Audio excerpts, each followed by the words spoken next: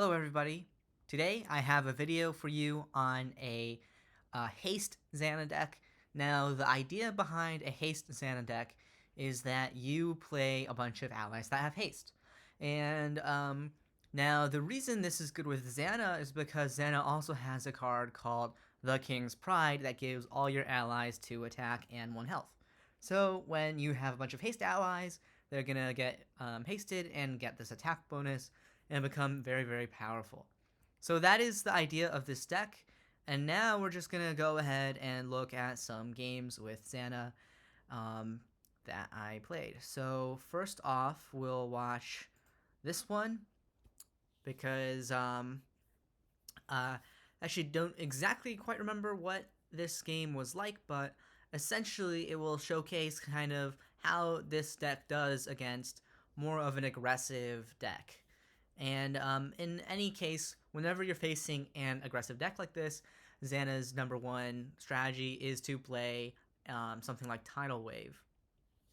Here, though, yeah, we have our, you know, our slower start because we are Zhanna.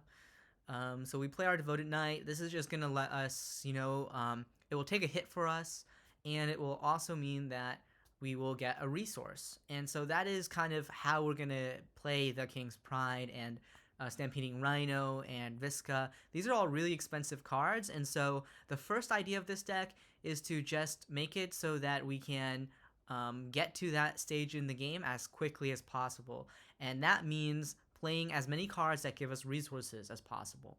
So the Thoughtful Investment is a card that lets you gain a resource. You draw a card and put one of them on top of your resource pile.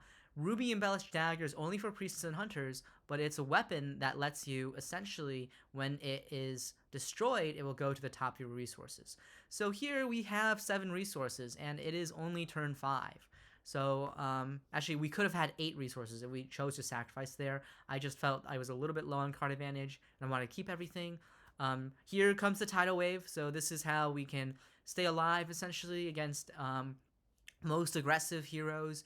We'll just play our Tidal Wave, kill all the allies, and now that we have 7 resources, we can just go in and play stuff like Stampeding Rhino. So Stampeding Rhino is one of the new cards in this set. It has 2 attack and 5 health, and essentially, well, okay, 7 health, it just took 2 damage. And essentially, yeah, it's just something that is really good because it has haste and a pretty high amount of health. Now, the other thing about it is when it's attacking an ally, combat damage to that ally is doubled. So essentially, when it's attacking an ally, it has 4 attack. But it's even better because if you use something like the King's Pride, for example, you're actually going to go ahead and give it 4 attack, and then that is going to be doubled because the combat damage is doubled. So essentially, it becomes an 8 attack card when you boost it with the King's Pride, which makes it really, really good. And here, we're just going to not attack because one of the things about Gwen is when her hero boosts the durability and the attack, it only lasts for a single turn. And so it often makes sense not to go attack the hero when Gwen has applied that +2 attack bonus because you don't want your allies to die. And so that's why last turn I actually did not attack with these guys. One more thing I should talk about, Delaval, Crossroads Baron, is a new card in the set, and he is actually really, really good. He is interesting because what he says is, he has Shroud, first of all. That makes it really hard for him to be killed normally. And then the second part of it is he can spend a Shadow Energy and put a card on from your hand into your resource pile. Then you get a draw card. So this is also another ramp card, essentially. It's a nice thing where if it sticks on the board, which it can stick for quite a while with Shroud and 6 health there, you can then use its ability to start building up your resources every single turn. So this is a very nice ramp card. Anyway, he is going to go ahead and kill one of our rhinos. So it does take quite a bit of work for any of our rhinos to actually die. Here we have a second copy of Delaval, and Delaval is a unique ally. So actually, we will basically just be sacrificing it. And yeah, so we are on a what seems like an insane 11 resources, and that's just kind of how this deck plays. We build up all these resources, and then late game we can basically play whatever we want to because we have so many resources. Now, one thing I do play is actually I play what's it called? Bad Santa, because when you have so many more resources than the opponent, that's when something like Bad Santa actually can be very good, because you will let your opponent draw, but your opponent with less resources won't be able to use that draw as well as you can. So back there we have our the King's Pride soaking up a lot of damage for us. I do think that the King's Pride is an incredibly good armor. For 5 durability and 2 defense, you basically can, gain. It's the equivalent of gaining, 8 health. Well, no, sorry, 10 health. Because whenever your opponent attacks you, they are going to, go ahead and it's going to soak that damage. One of the issues is these days there's like Pendant, and there's also Bludgeon, which both kind of counter our a high cost armor. But that said, it's still a really, really good card. So we run it at 4 just to make sure we draw into it. Okay, anyway, back to this game. Yeah, we just have a ton of resources, and that's kind of the power of Bad Santa. Yes, we, gave our opponent a bunch of cards, but in the meantime, we were still able to play like Nathanias, even after 2 Bad Santas. So that's the thing about this deck. Instead of gaining like card draw, a lot of your cards just float and become resources. So it's kind of like you have to figure out a way to turn those resources into an advantage, and Bad Santa is one of those ways. But yeah, we are very good at basically building up our resources. And now, it's almost difficult to spend off our resources because we have so many of them, and so we're just passing the turn there with 7 unused resources. Here it seems like our opponent decides that they have pretty much no answer to our board, and so that is how this deck can do really well, I would say, against like a rush deck. So long as you draw into your Tidal Wave and you're building up your resources with like a Devoted Knight, and you also have Killer Bee, which we didn't get to see, but Killer Bee also can help stop a rush a little bit. So you do have those tools to deal with a rush while you're building up resources, and then late game comes swinging again. Let's see. Yeah, let's watch this game that I lost against RS Phillip. Now, he is playing Baduru, and he's playing some of the counters to this deck. And so that is something we can kind of watch and see how that goes. So here, I'm just going to sacrifice Stampeding Rhino because Rhino is a very good card, but it's 7 cost, so early on in the game, you really can't make good use of it. And then I also sack a King's Pride. All these 7 cost cards you can basically just sacrifice at the start of the game because a lot of them are not super good. I'm just going to go for Loom here. I feel like I don't have good cards in my hand, so I just give my opponent a card, which is kind of, not what you always want to be doing, but I felt like I had to there because of the fact that I just had so little cards. I might have considered playing like a Bad Santa there, but Loom is fine. Okay, I actually do play Bad Santa. So yeah, Bad Santa is pretty good just to get some draw in. And yeah, here is Grundler's Double. And actually, I'm thinking now that like I'm watching this replay, I don't actually run Focus Prayer, or maybe I do, but if I do, I don't run many. So one thing I might change about this deck is probably going to be adding some focus praetors in, because there are actually a lot of items in this meta that are pretty dangerous. So yeah. Here, this is just kind of unfortunate. We had to play our Delaval, but I feel like we can't get to our 5 resources to play Tidal Wave, which is what I would really ideally like to be doing. So that's why actually thoughtful investment is so good here. Just thoughtful investment to just give us some more resources, so that when he blows them up, we'll still be able to Tidal Wave on our next turn. And so that's the idea there. We're just going to Tidal Wave next turn after building up some resources. And, you know, we have Zhanna, so yes, we're taking a lot of damage, but we can at least heal a little bit here. So here we go, just Tidal Wave our opponent, get rid of that snow spotter, and just, yeah, hopefully we can build up some more resources. I'm not sure if resource destruction is like a terrible matchup for us, just because we build resources so well. On the other hand, yeah, I think we just didn't draw into like our devoted knights and our thoughtful investments maybe fast enough to really start building up enough resources. Anyway, we're gonna see another weapon come down. So here is where Baduru kind of is probably gonna try and just rush us down.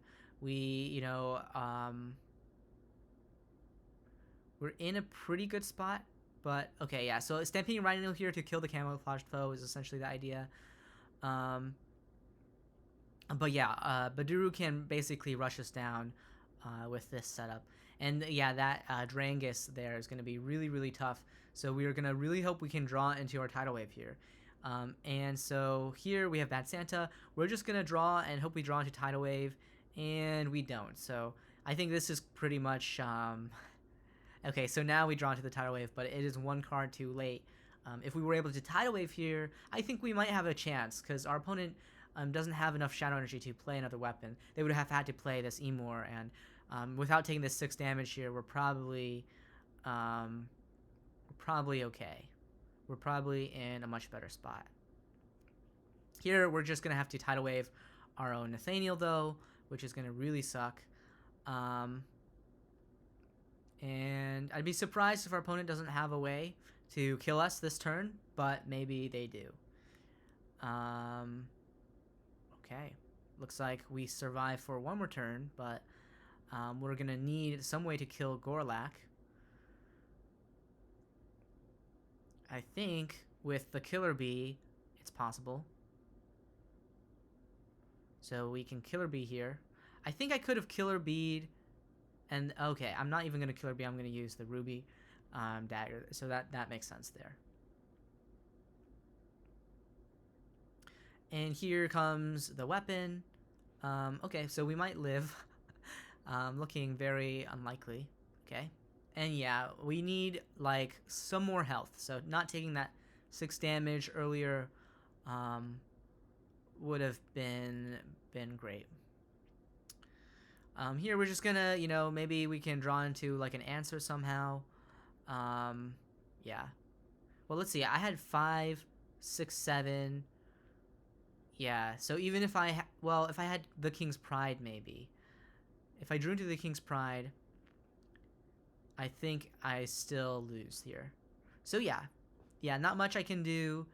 Was a pretty close game, I would say, because, you know, if Badru doesn't kill us this turn, I think we can definitely counterattack for quite a bit.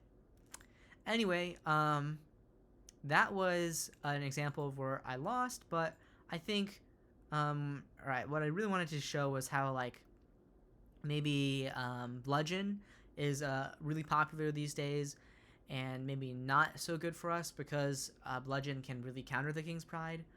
But yeah, I think maybe that was a different Badoo matchup. Anyway, let's see if I can find another game. That's good to watch. Okay, I lost quite a bit there. There were a couple times where I was still experimenting with the deck list, so you may see slightly different lists depending on when this replay was. This one is going to be against Zaladar. Now, Zaladar is a very popular hero. And so this is kind of how Zhanna can respond to maybe more of an ability damage hero.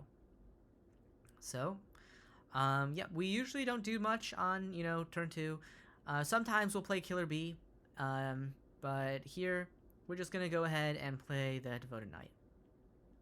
I like Devoted Knight here because what it does is it takes away our opponent from hitting the face as much. So even though, like,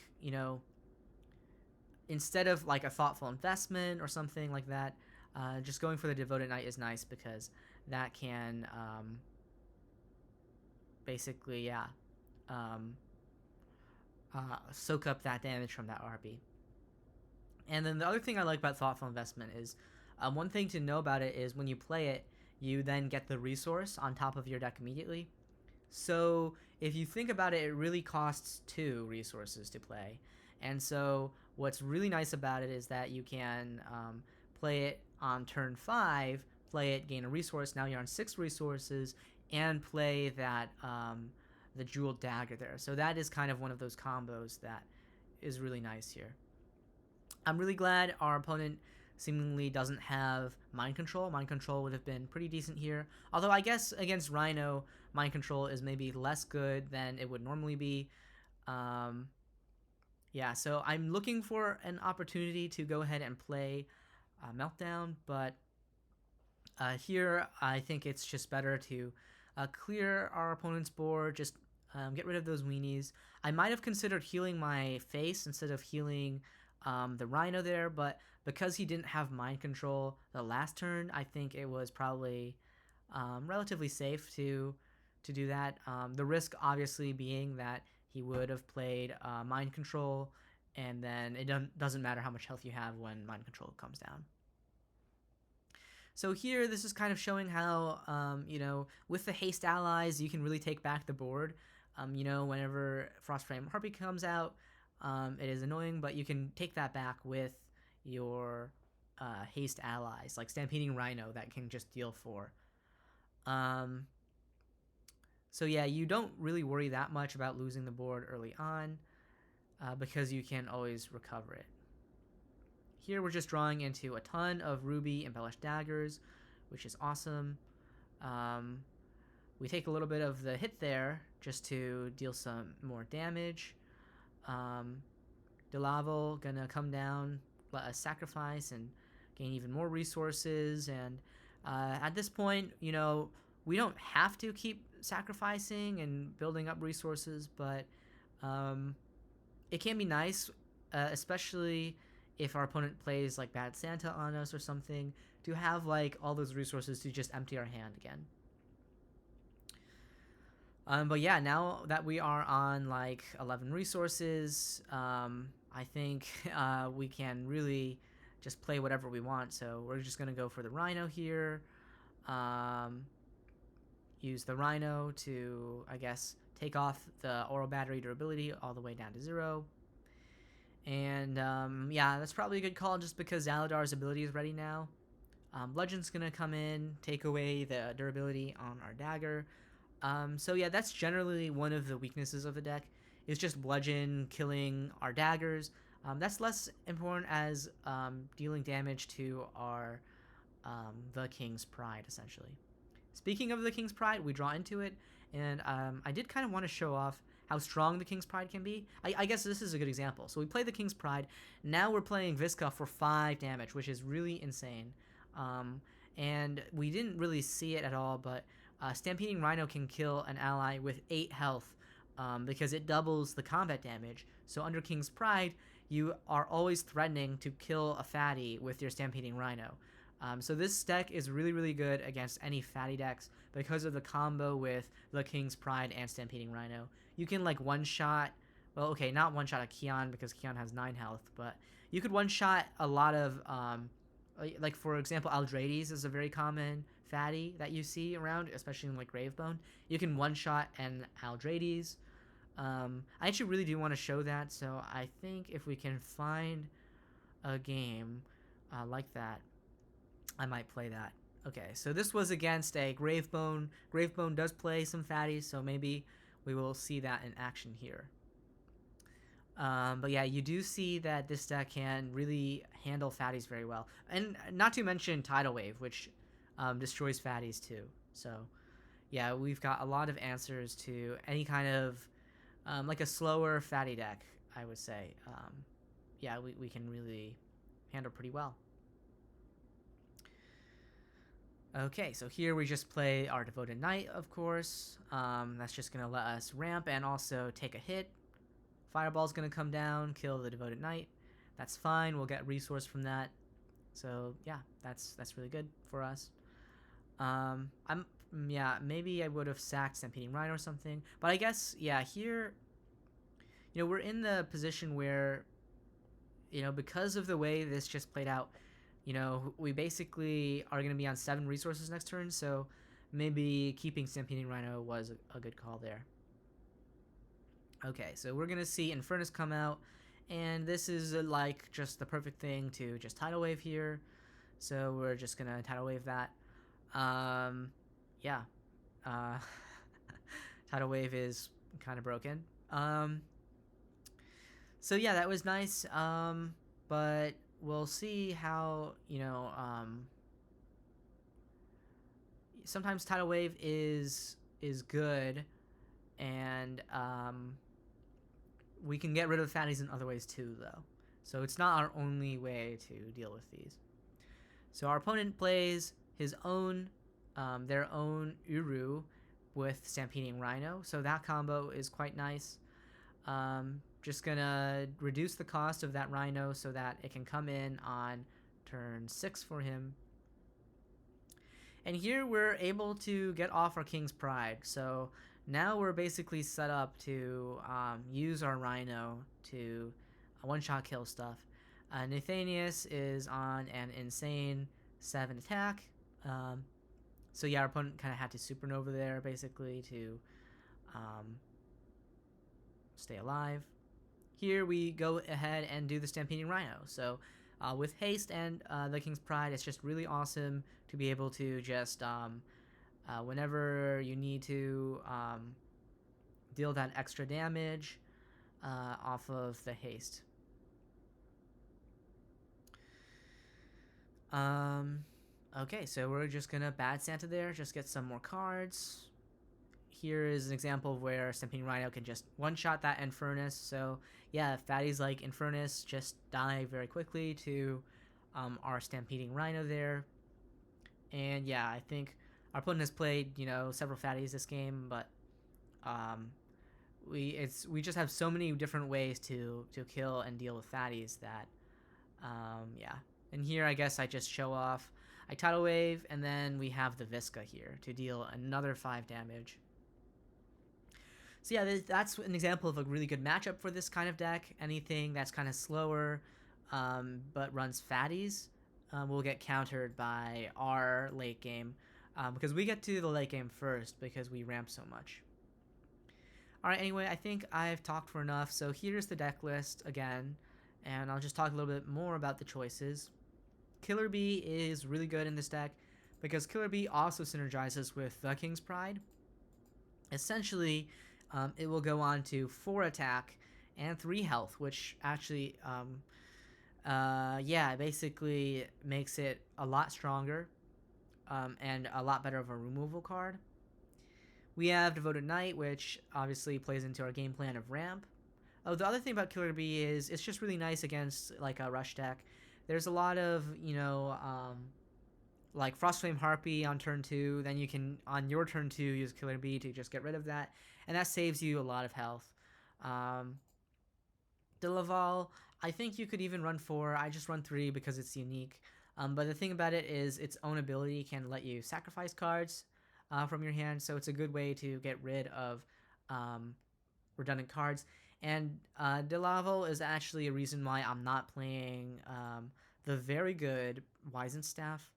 Now, most priest decks are going to be running Wizenstaff, and you could even consider running it in here, but I figured that Delaval fits in with our game plan more because we're more about gaining resources than about the card draw. And really, we kind of rely on the Bad Santa in the late game for our card draw, because in the late game, we're ideally going to have like 14 resources, and then Bad Santa is totally fine because we're still going to be able to do our stuff, and our opponent is probably going to be behind on resources.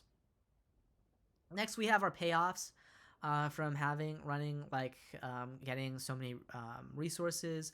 I like Nathanias just for the card draw on him and the fact that he's just a big body. So that's really the only reason why I'm running him over maybe, I don't know, Aldrades, which is really good but doesn't draw you a card, or like Keon for the same reason. Here we have Viska and Stampeding Rhino. Now these two are just amazing cards. Just having the haste and being able to haste them in under King's Pride is just fantastic. Bad Santa, Meltdown are kind of some draw cards for us. Meltdown is just basically a free draw too, because we're probably going to be playing Thoughtful Investment at some point. So in the early game, and that means that we can melt it down for just like a free draw 2 for 2 cost, which is really, really good. Tidal Wave is amazing.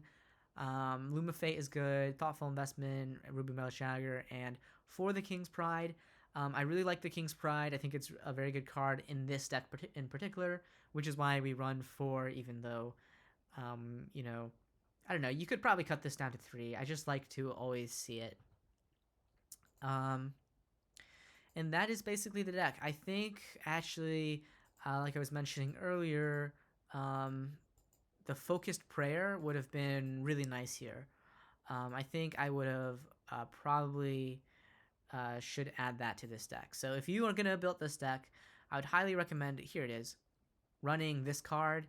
You can destroy an item or support ability, and that's just really, really good. You can destroy Portal with this. You do see a lot of Portal decks these days, so it's just really good against Portal. It's really good against Outlaw's Hideout, which is another item that you need to destroy. Ilgon Gains, any kind of high-cost weapon. Great against Baduru when he plays his weapon from the hand. So in general, Focused Prayer, I think, is something I would probably, add. Maybe like at least a 2 of, I think, would probably be reasonable. Might want more draw if we add more cards here. I don't know what we could cut.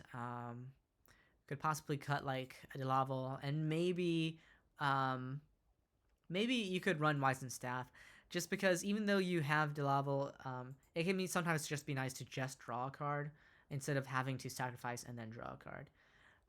Just because, yeah, I think the card draw sometimes is more important when you have already reached 7 resources or whatever, and you no longer need more resources. So I've kind of blabbed on for enough. I would say this is kind of like a fun deck. It's good. It's definitely capable of going out there and winning. I think in this meta, though, it is a little bit kind of susceptible, I would say, to your bludgeons that can remove durability from the King's Pride, and basically burn you through the defense. Because a large part of what makes the King's Pride so good is it's not only a defensive piece that keeps you alive, it's also an offensive piece. So you have both at once, and so Bludgeon kind of takes away the defensive side, which is a large part of why we run it. Yep, that's all I have for you today. I hope you enjoyed watching this video. If you did enjoy this video, let me know in the comments what you think about this deck. And yeah, if you're still watching at the end here, thanks for watching all the way through. Be sure to subscribe and like if you enjoy these videos, because then I will make more. Anyway, that's all I have for you today. I'll see you next time.